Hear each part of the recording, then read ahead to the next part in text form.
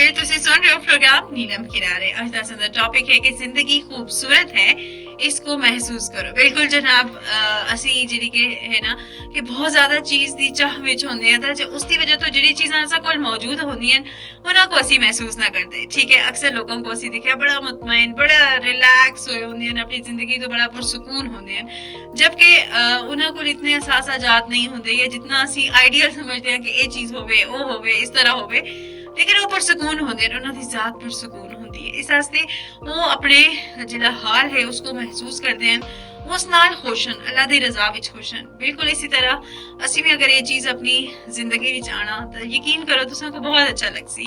ये जिहड़ा हाल चल रहा है उसको महसूस करो, उसको इंजॉय करो, तो तुसां को माजी दी भी कोई परेशानी ना होसी, कोई पछतावा ना होसी, ना ही मुस्तकबिल दे बारे विच कोई तुसां को अंदेशा होसी या कोई परेशानी होसी। इस वास्ते अपने हाल को महसूस करो, जिस जाई तो ना तो शुक्र अदा करो और अपना जिहड़ा वक्त चल रहा है उसको खुशी खुशी गुजारो। यकीन करो इसी वक्त को अक्सर लोग याद करते हैं, तो चंगा गुजरिया दे वक्त हमेशा तुसां दा साथ ही रहंदा है।